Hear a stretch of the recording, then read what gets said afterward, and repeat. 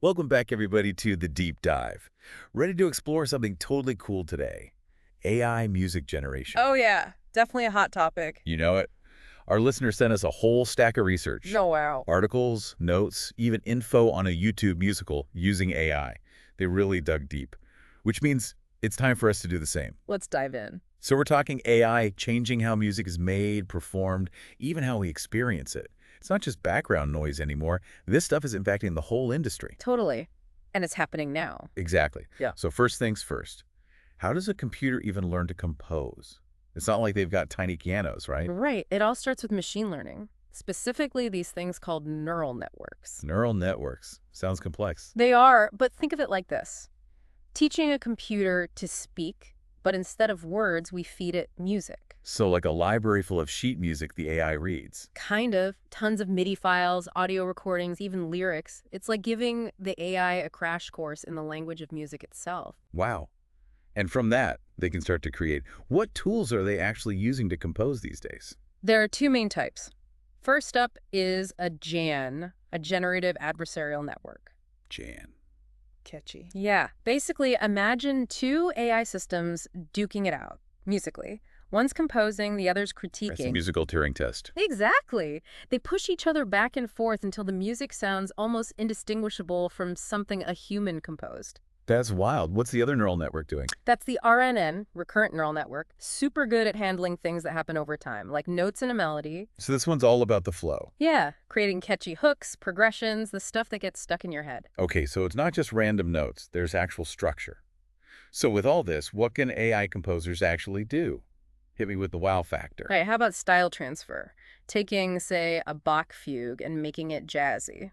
Like musical alchemy. Right, or turning a pop song into a full orchestral arrangement. It can reinterpret music across genres. That's insane. Yeah. Anything else? Real-time improvisation.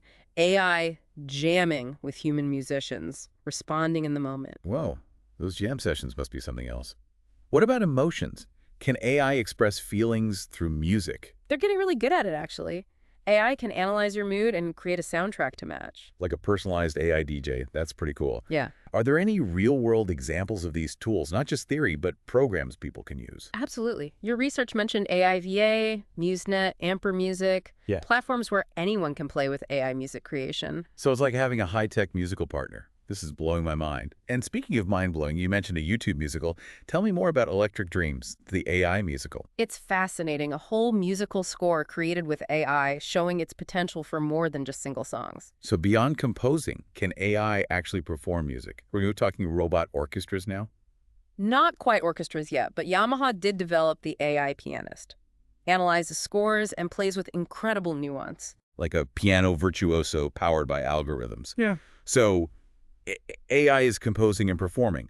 What does all this mean for us, the listeners? Is this just about how the music's made, or is AI changing how we experience it too?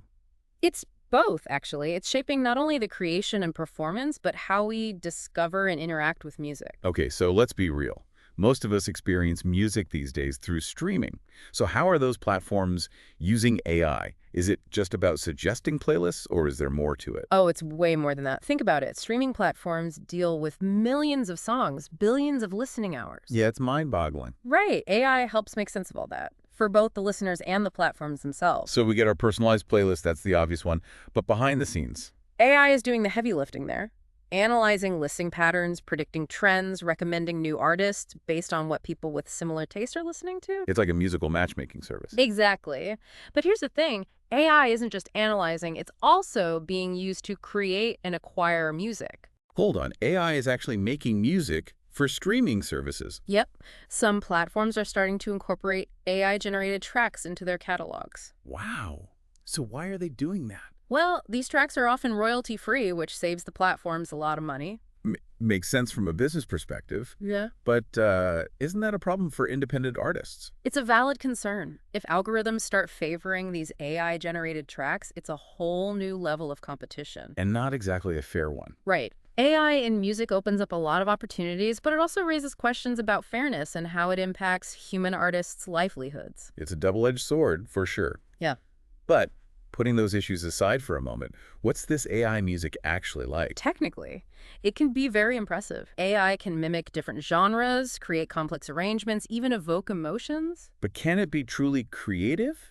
Or is it just mimicking what it's learned? That's the big debate, isn't it? Yeah, like is it art or just an algorithm? Right. Your research even pointed out that even the most advanced AI music is still derivative. It builds on existing styles, structures. So more of an evolution than a revolution. I think that's a good way to put it. Though some argue AI could become the ultimate collaborator, helping human composers push boundaries. Like a brainstorming partner that never runs out of ideas. Okay, let's tackle the big issue. This tech brings up some serious legal questions. Oh, yeah. Who owns the copyright to AI-generated music? The developer? The user? Does the AI have any claim? It's a legal gray area. Copyright laws were designed with humans in mind. They weren't ready for this? Not at all. They're struggling to keep up. Gonna be a lot of work for copyright lawyers. But beyond the legal stuff, what about the human element? What happens to musicians if AI starts making most of the music? I mean, there's a chance it could displace some jobs, just like it's doing in other fields. It all comes down to how we choose to use it, right? Exactly. Do we see AI as a threat or as a tool? Could it make music creation more accessible? Like democratize it? Absolutely. Imagine someone who doesn't have the training or resources to compose traditionally. They could use AI to bring their ideas to life, empowering a whole new generation of music creators. Like GarageBand on steroids? And what about new business models? Yeah, Your research mentioned some interesting possibilities. definitely. Subscription services for personalized AI compositions, licensing platforms for commercials or video games. Wow, the possibilities are endless. They really are, but let's not get ahead of ourselves. AI music is still in its early stages. True. So what does the future hold? Where do we go from here? Well, I think AI-generated music is only going to get more realistic, more expressive. So, like, we might get to a point where it's impossible to tell the difference. Yeah, exactly. Imagine a blind listening test. And you wouldn't know who or what made it. Right. And think about this. AI could be integrated with virtual reality, augmented reality, creating immersive musical experiences where the music adapts to you in real time. Like stepping inside a soundscape. Exactly. And the tools for creating AI music are going to evolve too, becoming even more powerful, more intuitive. So anyone could use them, basically. Pretty much. Whether you're a pro composer or just curious about trying it out. It's amazing to think how far this tech has come. We've talked about so much, from the technical side to the creative possibilities, the ethical dilemmas. Yeah, it's a lot. A lot to process. It is. But the key takeaway is this. AI music generation is here, it's powerful, and it's changing the music industry. And raising some big questions we all need to think about. Definitely. About creativity, ownership, what it even means to make music. It's exciting. It's a little daunting. Definitely makes you think. Personally, though, I'm more optimistic than worried. Me too. At the end of the day, music is about connecting with something deeper within us, something that resonates with our souls. And that's something AI can't replicate, right? Right. There's a human element to music that goes beyond algorithms and data. But here's the thing that keeps coming back to me. What happens when AI gets so good, its music is indistinguishable from human-made? Does it even matter who composed it then? That's a really profound question. It really challenges our whole definition of art, of creativity. If the music moves us, inspires us, makes us feel just as deeply, does the origin really matter? It's a question we all need to grapple with. And honestly, you've given us and our listener a lot to think about today. Thanks for joining us and sharing your expertise. It was my pleasure. It's a conversation that needs to keep happening. Absolutely. And to our listener, thank you for sending in such a fascinating collection of research. You clearly put a lot of thought into this. And we want to leave you with one final thought, something we didn't discuss directly today, but something inspired by your research. If AI could create music that perfectly replicates the style of a deceased composer, would that be a tribute or an infringement? Where do we draw the line between homage and exploitation? It's something to ponder, keep exploring, keep questioning, and most importantly, keep the music playing.